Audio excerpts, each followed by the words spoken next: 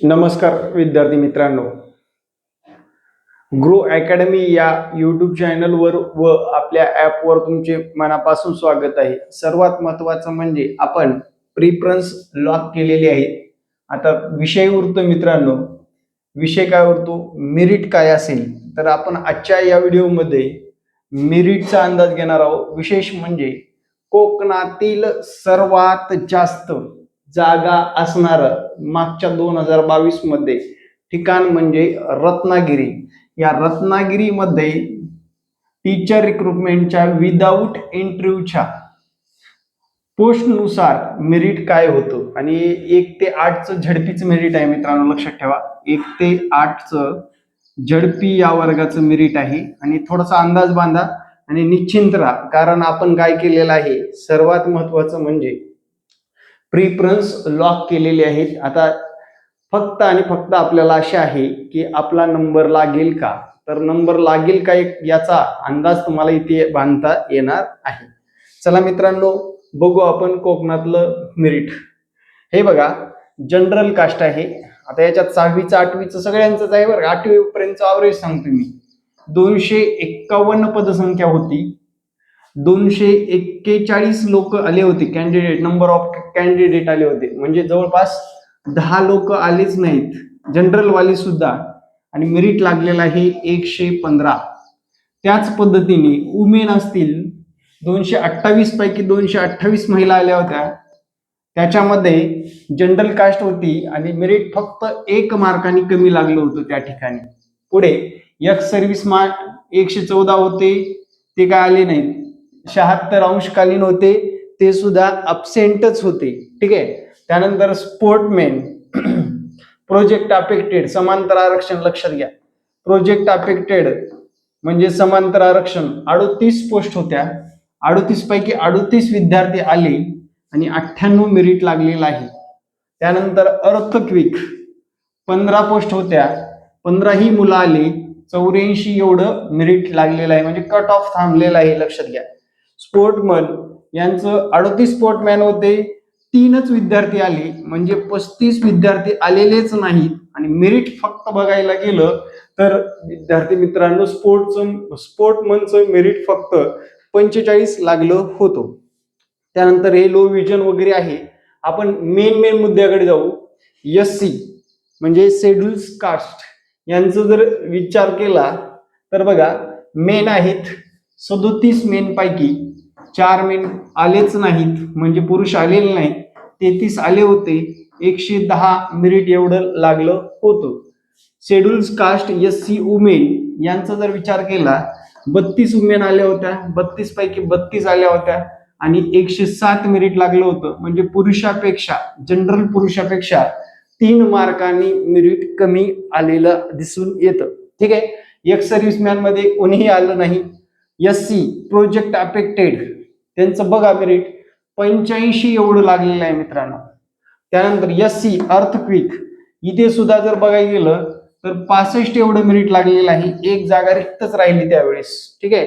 स्पोर्टमन तर बघितलं विद्यार्थी मित्रांनो, 5 जागा होत्या, त्यापैकी एकच व्यक्ती आला आणि ते 98 मार्काचा व्यक्ती तिथे रुजू झालेला आहे. ST कॅटेगरी जर बघितलं, सर्वात कमी मेरिट आपण म्हणत असतो, तर ST कॅटेगरी तर 73 विद्यार्थी संख्या बोलवली होती, त्यापैकी 72 आले, 95 एवढं मेरिट लागलेलं आहे. त्याचबरोबर ST कॅटेगरी वुमेन यांचं मेरिट 66 एवढे विद्यार्थी होते आणि 66ला 66 विद्यार्थिनी आल्या आणि 90 एवढं मेरिट लागलेलं आहे. ठीक आहे. एक्स सर्व्हिसमॅन आलेले नाहीत. त्यानंतर अंशकालीन आलेलेच नाही, कोणीच आलेलं नाही. प्रोजेक्ट अफेक्टेड मध्ये 11 विद्यार्थी, ST कॅटेगरीमध्ये जे प्रोजेक्ट अफेक्टेड प्रकल्पग्रस्त असतात त्यांचं मेरिट जर बघायला गेलं, 11 पैकी 7 विद्यार्थी प्रेझेंट झाले आणि 46 मेरिट लागलेलं आहे. त्याचबरोबर विद्यार्थी मित्रांनो, पुढे जर बघायला गेलं तर या ठिकाणी ओबीसीचं मेरिट काय असेल ते बघू आपण. ओबीसी पैकी बघा 43 विद्यार्थी आले होते, 43 विद्यार्थी बोलवले होते, पण 35च आले, 116 मेरिट एवढं लागलेलं आहे.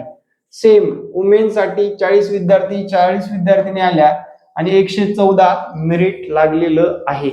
तर तुम्हाला इथे जाणीवपूर्वक दिसत असेल की पुरुष आपल्या शिक्षक भरतीमध्ये कमी पण आहेत आणि त्यांचं येण्याचं म्हणजे शिफ्ट होण्याचं प्रमाण सुद्धा कमी आहे. त्याचबरोबर महिला जर विचारात घेतलं, महिला जेवढ्या महिला ह्याला बोलवलेलं आहे तेवढ्या महिला आलेल्या दिसून येतील तुम्हाला. मग ते कन्व्हर्जन राऊंड, दुसरा टप्पा, बऱ्याच गोष्टी आहेत, पण हे पहिल्या टप्प्यातला विषय आहे बघा. त्यानंतर इथं एक सर्व्हिसमॅन आलेच नाही कोणी, त्यानंतर अंशकालीन मधलं सुद्धा कोणी आलं नाही. प्रोजेक्ट अफेक्टेड 7 पैकी 7 विद्यार्थी प्रेझेंट झालेले आहेत आणि 100 मेरिट लागलेलं आहे ओबीसी प्रोजेक्ट अफेक्टेड यांचं. लक्षात घ्या, स्पोर्टमॅन ओबीसीला 7 जागा होत्या, एकच व्यक्ती हजर झाला, 87 मार्काचं मेरिट लागलेलं आहे. आता व्हीजे यांचा जर विचार केला, आता व्हीजे ए असेल, व्हीजे बी डी काय असेल, एनटीसी जर असेल, ओपन पेक्षा 2 किंवा 3 मार्कांनी मेरिट कमी असू शकतं किंवा ओपन लेवलला सुद्धा असू शकतो. आता व्हीजे ए च जर बघितलं मित्रांनो, 20 पैकी 20 प्रेझेंट झाले आणि 112 मेरिट लागलेलं आहे. तुम्हाला तिथे 115 3 मार्कांनी कमी. त्यानंतर व्हीजे ए मध्ये 18 पदसंख्या आहे, 18 पैकी 18 आणि 106 मेरिट लागलेलं आहे. एक सर्व्हिसमॅन आलेलं नाही, अंशकालीन आलेलं नाही. आणि त्यानंतर प्रोजेक्ट अफेक्टेड जे विद्यार्थी आहेत 3 पैकी 3 विद्यार्थी आले.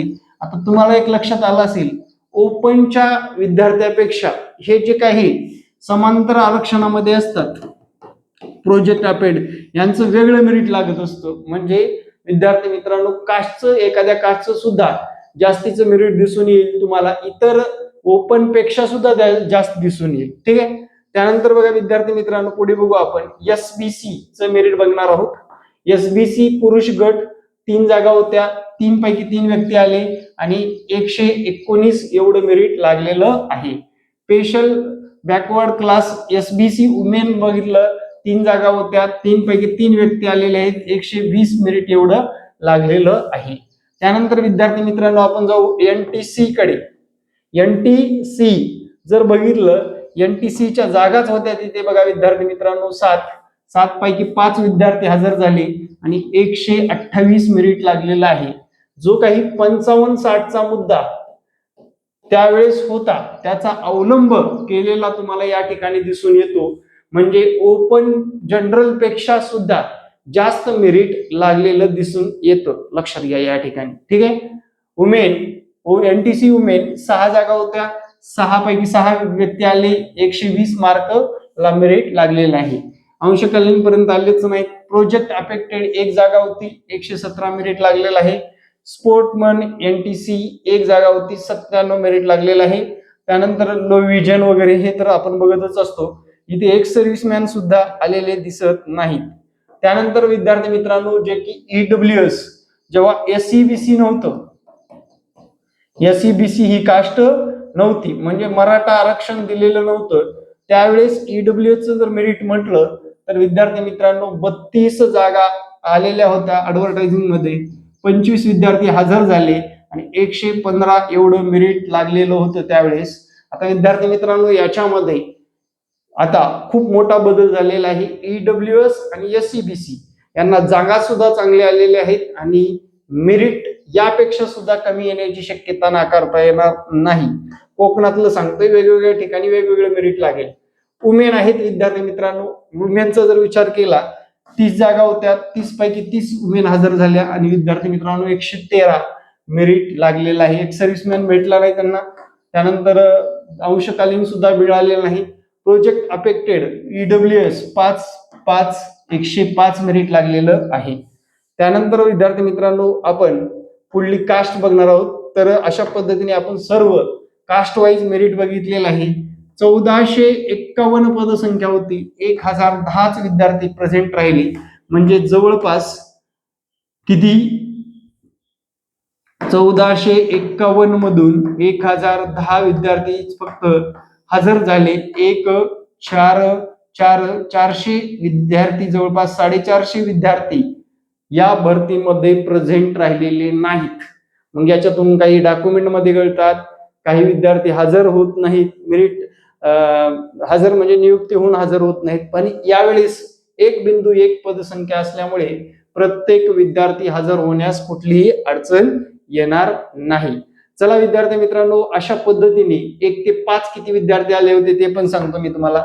ऑल सब्जेक्ट 1 ते 5, इंग्लिश मीडियम, टीचिंगचं मीडियम आहे इंग्लिश, एडेड आहेत सर्व स्कूल, आणि पोस्ट होत्या 43, त्यापैकी 10च विद्यार्थी प्रेझेंट राहिलेले होते.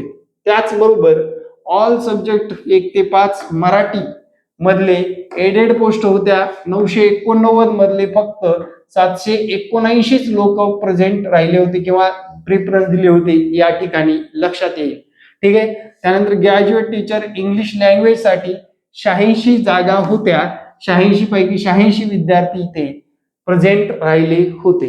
त्यानंतर 6 ते 8 मॅथ आणि सायन्सच्या जागा होत्या 333. विद्यार्थी मित्रांनो, हा पट्टा खूप मोठा आहे आणि 165च विद्यार्थी हजर राहिले. मेरिट एवढं खाली आलं कास्टनुसार आणि ओपननुसार की शेवटचा प्रिफरन्स वाला 106चा होता. म्हणजे त्या लेवलच्या विद्यार्थ्यांना त्या ठिकाणी घेण्यात आलेलं आहे. अशा पद्धतीने कोकणातलं मेरिट अशा पद्धतीने लागले. आता 2026 आहे मित्रांनो, 2023च बघितलं, 2026 मध्ये नक्कीच फरक पडलेला असणार आहे. जवळपास 4-5 मार्क मेरिट सांगितल्यापेक्षा जास्त मेरिट लागण्याची शक्यता नाकारता येणार नाही. एवढं डोक्यात ठेवून चला, म्हणजे आपला नंबर कुठे लागतो हे आपल्याला लगेच लक्षात येऊन जाईल. आणि जसे प्रिफरन्सचा दर आता शक्यतो महिला जास्त असल्यामुळे शक्यतो दुर्मिळ भागामध्ये महिला जाण्याचं प्रमाण सुद्धा कमी असणार आहे. की सदन भाग म्हणजे जसं की पुणे असेल, अहिल्यानगर असेल, सातारा असेल, सांगली असेल, येवला, कोल्हापूर काही भाग असेल, या ठिकाणी जाण्यास तयार आहेत. पण पालघर असेल, भंडारा असेल, गडचिरोली असेल, या ठिकाणी जायला महिला तयार नाहीत. अशा ठिकाणी जॉब करू इच्छिणाऱ्या लोकांनी या ठिकाणी थोडेसे कमी मार्क असेल तरी प्रिफरन्स जरी दिले तर त्यांचा त्या ठिकाणी नंबर लागण्यास कुठलीही अडचण येत नाही. आता राहिला विषय बदली अजिबात होत नाही. बदली अशा पद्धतीने करता येते जे की तुम्ही तुमच्या मिस्टरांचीच बदली करू शकता किंवा तुमची बदली होणं पुढले 15 वर्ष तरी बदली होत नाही. हे मेरिट ऐकून तुम्हाला काय वाटलं कमेंटमध्ये कमेंट करून सांगायला विसरू नका. आणि विद्यार्थी मित्रांनो, येणारे प्रत्येक व्हिडिओ पाहण्यासाठी आपल्या व्हिडिओला लाईक, शेअर आणि सबस्क्राईब करायला विसरायचं नाही. जय महाराष्ट्र. धन्यवाद मित्रांनो.